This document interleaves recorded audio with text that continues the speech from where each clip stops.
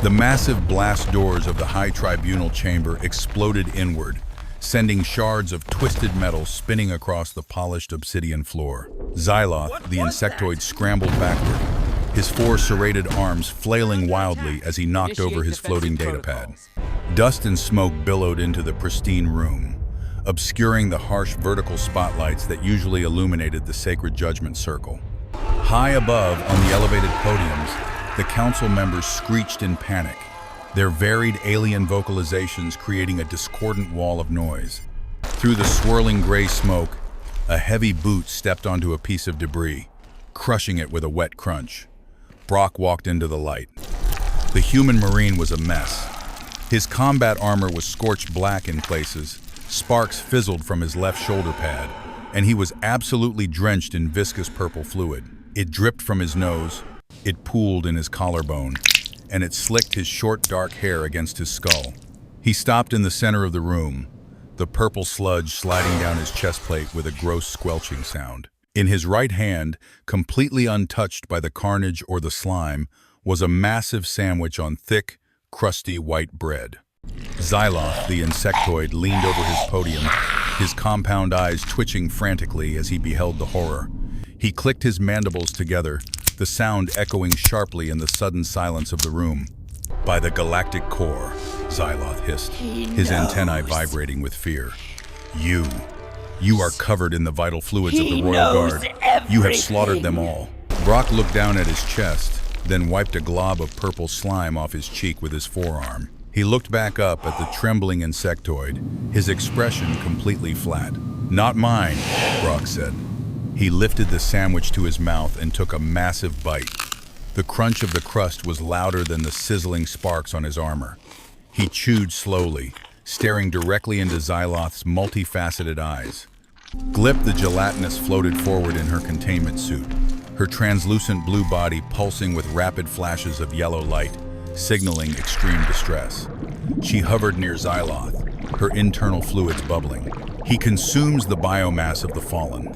Glip shrieked, her voice wobbling through her suit's translator. "Look at the primitive savagery. He holds a slab of biological matter and devours it while covered in gore." Brock swallowed the bite and pointed the sandwich at the floating blue blob. A piece of lettuce fell from the bread and landed in a puddle of purple goo on the floor. "It's ham and Swiss," Brock mumbled, mouth still half full. "And I didn't slaughter the Royal Guard. They popped." "Popped?" Xyloth screeched, all four of his arms raising in disbelief. "Elite Krill warriors do not simply pop human. They are plated in neutron-dense chitin." "Yeah, well," Brock shifted his weight, causing his armor to creak loudly. "They don't react well to high-pressure steam." They went with the standard chrome-plated Someone routed steel. the coolant pipes through the hallway. I would have Bad suggested. design. I leaned on a valve. Boom. Purple rain. Krug, the Rockhide, lumbered out from the shadows of the security alcove. The massive, granite-skinned alien stomped onto the obsidian floor, the ground shaking with each step. His three vertical eyes narrowed as he assessed the small human. Krug held a heavy plasma lance in his rocky grip, the weapon humming with a threatening low frequency. "Surrender the biological weapon," Krug rumbled, his voice like grinding stones. He pointed the lance at the sandwich. You do that, Brock pulled the sandwich and I'll closer find to his you. chest, shielding it with his body. "Touch the lunch, and you end up like the purple guys." Xyloth gasped, his mandibles clicking rapidly. "A threat! He threatens the chief of security! Restrain him!" Krug roared, a sound that vibrated the fillings in Brock's teeth, and charged. The massive rock alien moved surprisingly fast, swinging the plasma lance like a club. Brock didn't draw a weapon. He didn't even drop the sandwich. He simply stepped to the left, a singular, efficient motion. Krug's momentum carried him forward, unable to stop his massive weight. Brock extended one armored leg. Krug tripped. The giant creature crashed face first into the obsidian floor, the impact cracking the stone tiles. The plasma lance skittered across the room, spinning wildly until it hit the wall. Brock took another bite of his sandwich while looking down at the groaning rock creature. "Told you, slippery floors. Purple stuff reduces traction." Glip the gelatinous let out a high-pitched gurgle and retreated behind Xyloth's podium. her bioluminescence turning a terrified pale violet. He defeated the granite titan with a single gesture. The human possesses gravity manipulation. It's called tripping, Brock said, swallowing a mouthful of bread. Look, are we done? Oh, I was told there was a crying out debrief, loud. but honestly, I just want to finish this before the bread gets soggy. The humidity in this station is terrible. This thing is for gonna gluten. fall apart. Xyloth slammed two of his fists onto his podium. You stand accused of unauthorized atmospheric venting, destruction of royal property, and deceit, hygiene the terrorism. betrayal that You drip plagued- upon the sacred floor of judgment. Brock looked down at his boots. A steady stream of purple ichor was forming a small lake around him. He shrugged. Send me the cleaning bill. Now, about the invasion? Invasion? Xyloth scoffed, waving a hand dismissively. There is no invasion. The station's sensors are clear. You are merely trying to distract us from your crimes of, Xyloth pointed a trembling finger at the sandwich, consuming raw animal flesh in the court. Suddenly, the red emergency lights in the ceiling flared to life, bathing the chamber in a crimson wash that made the purple slime on Brock look black. A siren began to wail, a rising and falling electronic scream that hurt the ears. The holographic displays above the podiums turned from calm blue to flashing red warnings. Hull breach detected, a computerized voice announced. Sector 4, Sector 5, Sector 6, multiple incursions. For crying Brock out loud. sighed, a long, weary sound. He carefully wrapped the remaining half of his sandwich in a piece of wax paper he pulled from a pouch on his belt and tucked it securely into a dry compartment on his hip. That's the invasion I was talking about, Brock said, adjusting his gauntlets. The steam pipe thing? That wasn't just me leaning. I was fighting a Void-Stalker. Xyloth's green face drained of color, turning a sickly pale yellow. A Void-Stalker? Inside the perimeter? Yeah, slippery little guys. Fast. Brock rolled his neck, cracking it loudly. That's why the guards popped. The Stalker tore their suits before the steam hit. I just finished the job. Before Xyloth could respond, the wall to the right of the chamber buckled. Metal screamed as something pushed against it from the other side. The intense heat of a plasma cutter sliced through the thick bulkhead, drawing a glowing orange circle in the metal. The circle fell inward with a heavy clang. Through the hole poured a dozen sleek, black mechanical horrors. They were Void-Stalkers, synthetic arachnids, with red optical sensors and razor-sharp limbs. They skittered across the floor and walls, defying gravity, their metal feet clinking rapidly against the obsidian. Glip shrieked so loud her containment suit fogged up. She floated frantically toward the ceiling, trying to get out of reach. Krug was still on the floor, struggling to get his massive rocky bulk upright on the slippery slime. One of the Void-Stalkers lunged at Xyloth's podium. The insectoid counselor froze, his forearms locked in a pose of abject terror. The machine raised a scythe-like limb to strike. Brock moved. He didn't run, he exploded into motion. He grabbed the heavy, discarded plasma lance from the floor as he sprinted past it.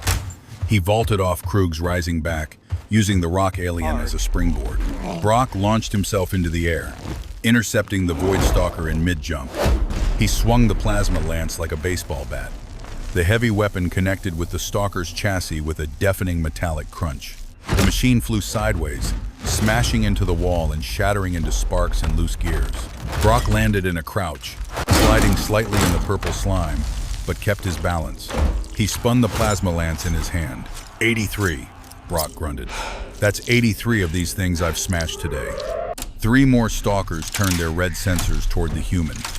They hissed, a sound like escaping high-pressure gas, and scrambled over the podiums toward him.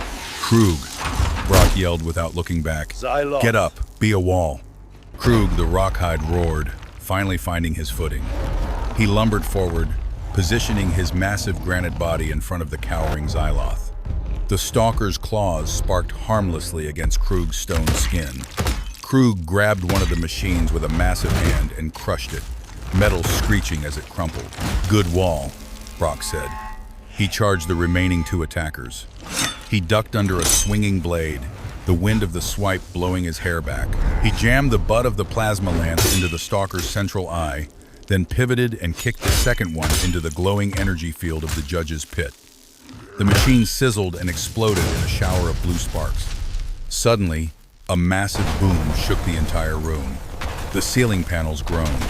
A giant metallic leg, thick as a tree trunk, punched through the roof of the tribunal chamber. Debris rained down glass, metal, and wire.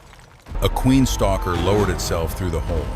It was enormous, easily 20 feet tall, with burning red eyes and mandibles that dripped sizzling acid. It looked directly at Brock. Glip, floating near the ceiling, was knocked sideways by the entry of the queen. She spun out of control, her suit banging against the wall. "We are doomed. The great devourer is here." Brock looked up at the massive machine. He looked at the plasma lance in his hand. The battery light on the weapon flickered and died. It was empty. "Great," Brock muttered. He tossed the useless weapon aside. The queen stalker shrieked and lunged, its massive jaws snapping just inches from Brock's face as he dove into a roll. He came up, sliding through the purple slime, stopping near the service corridor door. "Human," Xyloth screamed from behind Krug's rocky bulk. "Do something. Use your kinetic gravity magic." "I don't have magic, you oversized cricket," Brock yelled back. He looked around wildly for a weapon. Nothing but debris and slime. The queen reoriented, its metal legs digging deep gouges into the floor. It prepared to pounce, its optical sensors locking onto Brock's heat signature. Brock's hand brushed against his hip pouch. He felt the crinkle of wax paper. He looked at the queen. He looked at the pouch. A stupid, desperate idea formed in his head. "Hey, Rusty," Brock shouted, stepping forward and waving his arms. The queen paused, its head tilting. "Yeah, you." Brock reached into his pouch and pulled out the wrapped sandwich. He held it up like a holy relic. "You want this? It's pure biological energy. High calorie. Delicious." The queen hissed. It didn't care about the sandwich. It tensed its legs to jump. Brock unwrapped the sandwich. "It's got spicy mustard. You rust buckets hate acid, right?" He wound up his arm like a pitcher. "Eat fresh." Brock hurled the sandwich with all his might. The half-eaten ham and Swiss sailed through the air, rotating perfectly. It slapped directly onto the queen stalker's primary sensor cluster, the cluster of red eyes in the center of its face. The spicy mustard smeared across the delicate optical lenses. The mayonnaise acted as an unexpected opaque film. The queen shrieked a sound of digital confusion. Its vision systems blinded by condiments, it flailed wildly. It took a step back, trying to claw the bread off its face. But it stepped back too far. Its rear leg slipped on the massive puddle of purple slime that Brock had trailed into the room earlier. The giant machine lost its balance. It tipped backward, its legs scrambling uselessly on the slick obsidian. It crashed down hard, its heavy abdomen landing directly on the main power coupling for the floating podiums. Crex! Thousands of volts of electricity arced from the smashed coupling into the queen's metal body. The machine seized, shaking violently as blue lightning danced over its frame. Its internal reactor overloaded with a rising whine. "Get down," Brock yelled. He grabbed Krug and pulled the massive rock alien down, hiding behind his stone back. Xyloth dove under his podium. Glip floated frantically behind a pillar. Boom. The queen stalker exploded. Not a fire explosion, but an electromagnetic pulse of force that shattered every window in the room and sent the smaller stalker drones shutting down instantly. Silence fell over the tribunal chamber. Smoke curled from the charred remains of the queen. Brock coughed, waving dust away from his face. He stood up, checking his limbs. Still attached, that was a close one. He patted Krug on the rocky shoulder. "Thanks for the cover," Krug grunted, his three eyes blinking slowly. You defeated the queen with food?" Brock looked at the scorch mark where the queen had been. He looked at the smear of mustard on the floor. A tragic look crossed his face. "That was a really good sandwich," Brock said softly. "It had pickles." Xyloth peeked over his damaged podium. One of his antennae was bent at a sharp angle. He looked at the destroyed queen, then at the dead drones, and finally at the purple-stained human standing amidst the wreckage. "Human," Xyloth said, his voice trembling with a mix of terror and awe. "You utilized a biochemical projectile to blind the enemy sensors, and exploited the environmental not lubricant logical. to cause Our a systems catastrophic are failing. structural failure. Brock blinked. Yeah, exactly. Tactical sandwich deployment. Glip floated down, her suit flickering with a soothing pink light now. The humans are terrifying, she whispered. They weaponize their nutrition. Brock walked over to Xyloth's podium. The tall insectoid flinched back, pressing himself against the wall. Done that. Brock leaned on the podium, leaving a purple handprint on the pristine surface. So, Brock said, wiping slime from his forehead. About those charges? So, Atmospheric what venting now? and hygiene Yes. terrorism? Xyloth swallowed hard, his throat sac expanding and contracting. Dismissed. All charges dismissed. You are a hero of the tribunal. Cool, Brock said. He turned to walk away, his boots squelching loudly with every step. He stopped at the shattered blast Did anyone doors remember to and grab looked the back. keys for the cargo Hey, lift? does this station have a vending machine? I'm still hungry. Krug, the Rockhide, stepped forward, holding out a small metallic disc. Take my ration token, human. Get whatever you want. Just do not throw it at me. Brock caught the token. He grinned, a quick flash of white teeth in a face covered in grime and alien blood. Deal. But if you see any more of those spiders, try throwing a salad at them. Just remember your The training. vinaigrette really You'll be messes up fine. their servos. He walked out into the smoking corridor, humming a tune, leaving the most powerful council in the galaxy staring at a smear of mustard on the floor with religious reverence. Xyloth turned to Glip. Update the records, he whispered.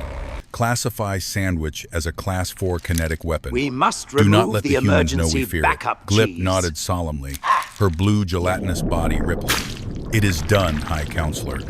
From down the hall, the sound of a vending machine being kicked, followed by the clatter of a falling snack bar, echoed through the silence. Damn it! Stuck again! Brock's voice shouted from the distance. Krug flinched. Xyloth shivered. They waited in terrifying silence until they heard the crinkle of a racket. Only then did the Council of Eternal Silence dare to breathe again.